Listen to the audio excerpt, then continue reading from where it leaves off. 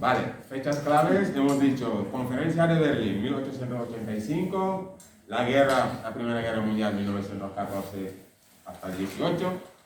Luego en 1919 se firmó un tratado de paz, que es el Tratado de Versalles. Después entró la crisis económica de 1929, también, que afecta a todos los países. Luego llega la Segunda Guerra Mundial también. Es que os estoy dando fechas para que podáis situaros por qué nace la cooperación internacional. Llega la Segunda Guerra Mundial, 39 hasta 45. Después de esa Segunda Guerra Mundial, ¿qué pasa? ¿Hay una necesidad de reconstruir el mundo? Pues sí.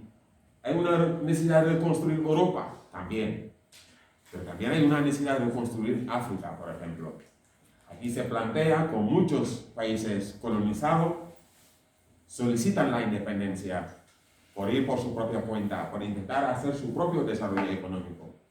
Y allí lo que asistimos es a países emergentes que salen de la decolonización, más países que quieren reconstruir el desarrollo de su país.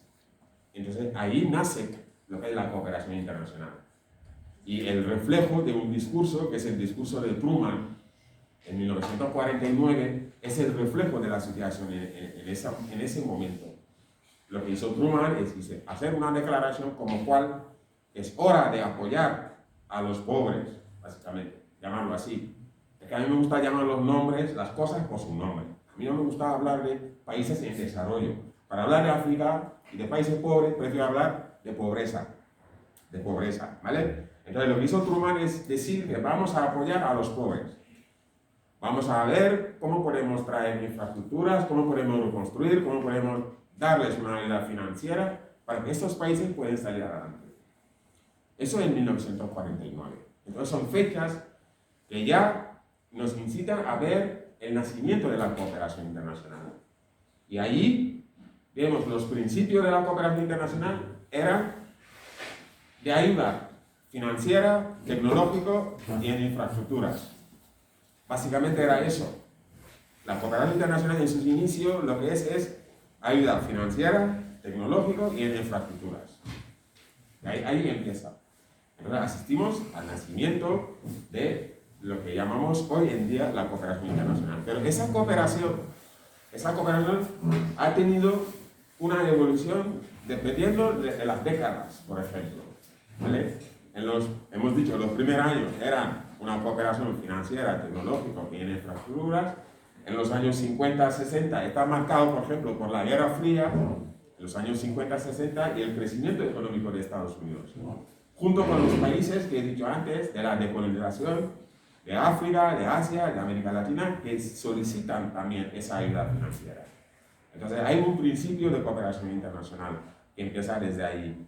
Pero de los 50 a 60 está marcado por eso, por un país, por dos países, dos bloques, socialista, capitalista, que dominan el mundo y lo que quieren es marcar territorio, marcar una posición geográfica para desarrollar su teoría, por ejemplo.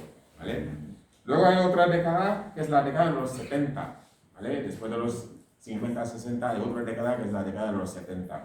Aquí básicamente está marcado por la recesión económica, sobre todo la recesión económica, la crisis del petróleo. Porque aquí los países exportadores de petróleo, los países de la OPEP, lo que hicieron es subir los precios del petróleo. ¿Por qué? Porque había una guerra árabe-israelí que hubo en 1973. Entonces lo que hicieron es aumentar los precios del flujo. Y lo que provocaron es básicamente la recesión a nivel internacional. ¿Vale? Eso es la segunda década. Luego hay otra década que es la década de los 80. La década de los 80, aquí la cooperación está marcada por la deuda externa. ¿Vale? Los países están endeudados. Y aquí la receta es poner medidas estructurales para hacer frente a esa deuda, básicamente, en esa década. Luego está la década de los 90 a 2000. De 90 a 2000, que aquí lo que hizo Naciones Unidas es intentar orientar un poquito el debate.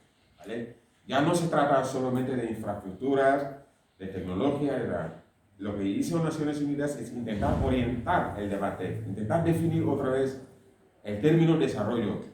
Ya vamos a pensar a las personas en sí. vamos a hablar de la pobreza en sí, no hablamos de la situación del país, pero de manera individual ver qué pasa con los pobres. Y allí empieza el debate de cómo definir la pobreza, cómo medir la pobreza, y lo que hizo Naciones Unidas es recoger esto en su primera agenda de desarrollo, que se llama la agenda del milenio, ¿vale? Los objetivos del milenio, del 2000 a 2015, Naciones Unidas lo que hizo es intentar luchar la pobreza, pero partiendo desde una base de qué necesitan los pobres. ¿Cuáles son los requisitos, llamarlo así, para decir que esta persona es pobre? ¿Cómo medirlo?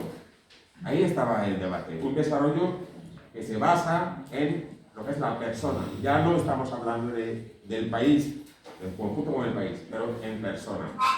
Pero lo que hizo el Banco Mundial es intentar tener un medidor, algo para medir la pobreza.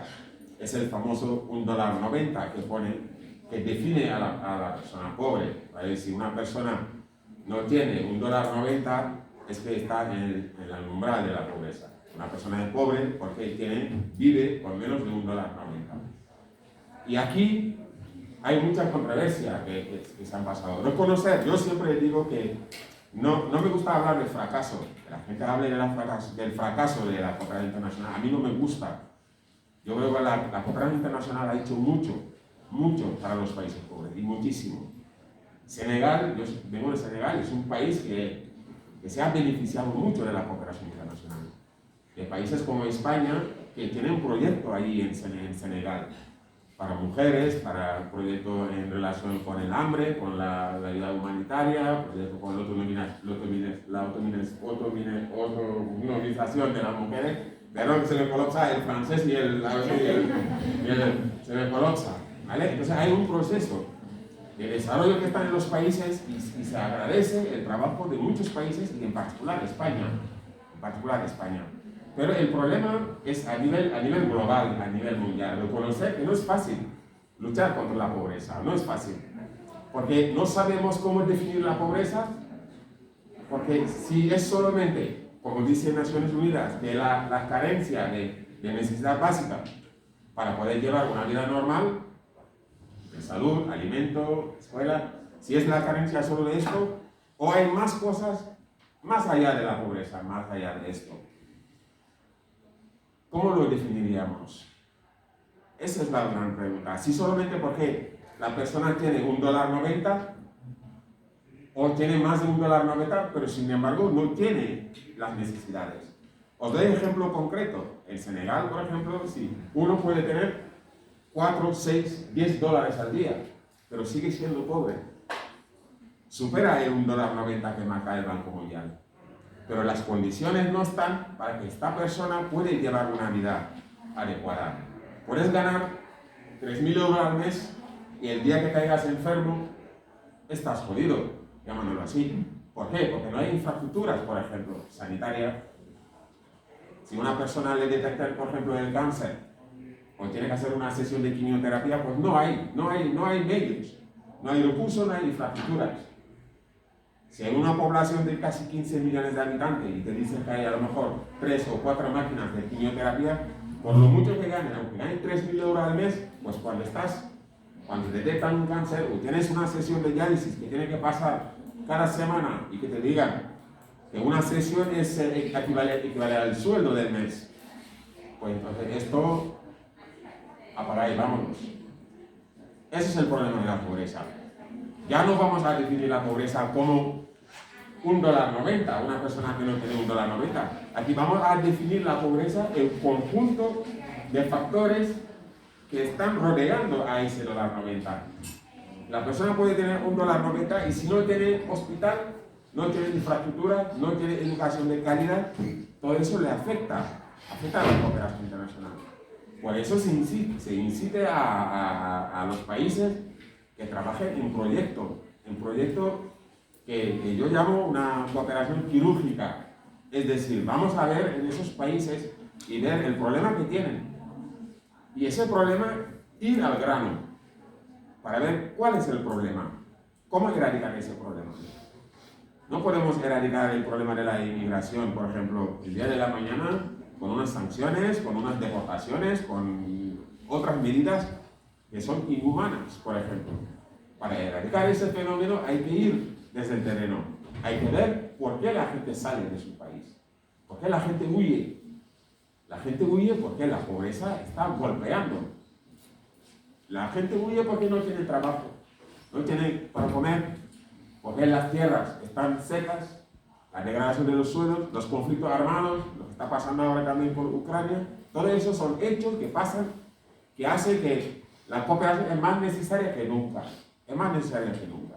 Y eso se agradece del trabajo de los profesionales, de las instituciones, que dedican su tiempo a esto. Sobre todo, vas en las ONGs, vas en las instituciones de los ayuntamientos y todas las asociaciones, son gente que están sensibilizando, formando, para que seamos conscientes de la realidad que está pasando. ¿Vale? Entonces, si sabemos el inicio de la cooperación internacional, sabemos qué es lo que tenemos que hacer y que Naciones Unidas recoge esa lucha a través de los ODM, por ejemplo. Luego hay otra gran agenda que es la agenda que está en vigor, que es los Objetivos de Desarrollo Sostenible, los ODS. Reconocer que los ODM ha sido un éxito también. Ha sido un éxito. ¿Por qué? Porque se logró a través de ocho objetivos. Era erradicar la pobreza, el hambre, la educación, la igualdad y la alianza la alianza mundial. Naciones Unidas ha conseguido, por ejemplo, reducir la pobreza en esos países. Por ejemplo, y tener acceso, que las personas tengan acceso al tratamiento, por ejemplo, como el VIH. Porque en el año 2000 lo que hizo Kofi Annan es decir, vamos a reunirnos a todos en Nueva York y tomar decisiones para cambiar el rumbo del continente, sobre todo del continente africano. Que la gente se muere porque les falta medicación. La mortalidad infantil. Los niños mueren por una subida de temperatura, porque les falta un paracetamol. Y ahí está la necesidad de la cooperación internacional. Los niños se mueren, ¿por qué? Porque no tienen alimento. Y hemos visto el trabajo de la cooperación internacional. Por ejemplo, países como España, Estados Unidos, a través de programas como la SID, la Agencia Española de Cooperación para el Desarrollo, USAID, por ejemplo, de Estados Unidos, que sí que se han implicado a luchar con esa malnutrición, para que los niños puedan comer y ir a la escuela. Entonces se agradece el trabajo de la cooperación. Pero sí es cierto que muchas veces se enfrenta con dificultades. Dificultades, por ejemplo, en el año 2008, la crisis financiera que hubo casi en todo el mundo. Lo que hizo España también, como casi todas las grandes potencias, es también parar, dejar de ayudar. ¿Por qué? Porque ha habido una crisis internacional financiera. Eso del 2008. Luego coincide con el 2015 también, la crisis migratoria en Europa. Muchos países del este que vienen hacia Europa. ¿Por qué? Porque ha habido una crisis anterior, que es la crisis de los Balcanes, que ha hecho que la gente se desplace también. ¿Vale? Esto junto con la crisis migratoria en el Mediterráneo también, que muchos de mis compatriotas, mis paisanos, muchos de Senegal han perdido la vida en el estrecho.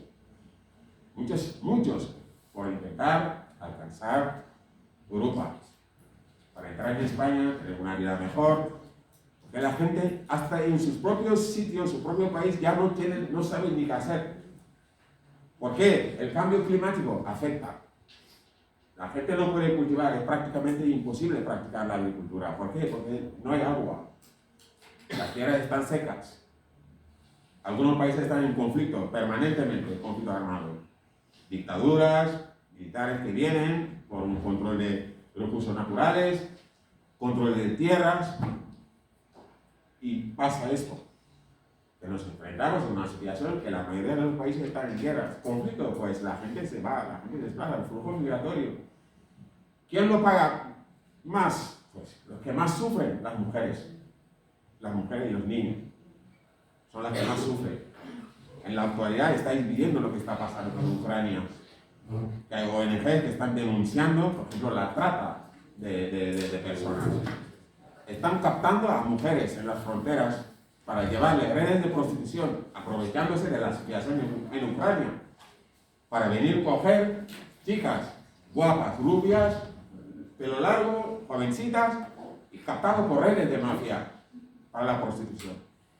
Y ahí estamos esperando el trabajo de todos, pero de todos. No solo de ONG, asociación y todo esto. Las ONG denuncian, pero eso es el trabajo de todos los países. Y ahí vamos a entrar para que veáis por qué Naciones Unidas siempre se ha implicado en esto. Siempre. Y a través de ese objetivo, de esa agenda, que es la Agenda de Desarrollo Sostenible, la Agenda 2030, con sus 17 objetivos y 169 metas. Lo que hizo Naciones Unidas es aprovechar esos logros obtenidos en los objetivos del milenio e intentar ampliar esos objetivos. Si con los ODM, los objetivos del milenio se plantearon con 8 objetivos y sí que ha habido resultados positivos. ¿Por qué? Porque han llegado a reducir el hambre en los países pobres. Porque la hambruna pasó de más de 2.000 millones de personas que le estaban pasando mal, a casi 900 millones de personas. O sea, más de la mitad de la población han salido de la hambruna. Y eso gracias a la cooperación de todos, básicamente de la cooperación internacional. Eso hay que destacarlo. Luego hay muchos enfermos de VIH que han tenido acceso al tratamiento también. Esto en los logros de los objetivos del milenio, de los ODM. También se ha reducido la mortalidad infantil también, y la salud materna. Porque no cabe duda lo que está pasando, lo que están sufriendo las mujeres, sobre todo cuando están embarazadas, que no tienen los medios necesarios para un seguimiento de su embarazo. No hay condiciones dignas, condición adecuada para que puedan tener su embarazo tranquilamente, porque básicamente no hay infraestructura. Pero sí que a través de la cooperación sí que se ha hecho mucho. España ha pasado por muchos países, muchos pueblos que no tenían hospital, le han puesto un centro de salud. Esto a través de la cooperación. Y eso se agradece. Yo en mi propio país, en Lugar, ¿no? Hay ONGs, el mío incluida, han puesto ahí centros de salud, escuelas para los alumnos y todo eso. Porque si necesitamos el desarrollo de los países, si necesitamos el desarrollo humano, hay que partir desde la base. Y la base es ver dónde está la pobreza y cómo definir la pobreza. Y una vez definirlo, lo medimos. ¿Cómo lo vamos a medir? Y a partir de ahí ver qué es lo que podemos con aquellas personas que están pobres. Implicarles en las decisiones, lo que han dicho antes, hay que implicarles. No venir y dejar un proyecto todo acabado y te vas, porque no tiene sentido. Por eso ahora están hablando de tener una respuesta, lo que quería decir, una respuesta incluyente. Una respuesta que incluye a los interesados, a los beneficiarios. No puedes tratar el tema de la igualdad sin incluir a las mujeres. No puedes ir en un pueblo, en un país, a hablar de la mutilación genital sin hablar de las mujeres y de las niñas. Y esos son hechos que están ahí y hay que tomarlo en serio y seguir trabajando para ello, para mejorar la vida de las personas. Y eso es lo que está intentando hacer Naciones Unidas a través de los Objetivos de Desarrollo Sostenible del 2015, ¿vale? Que siguen en vigor, porque hasta 2030, tenemos un plazo hasta 2030 para cumplir esos objetivos.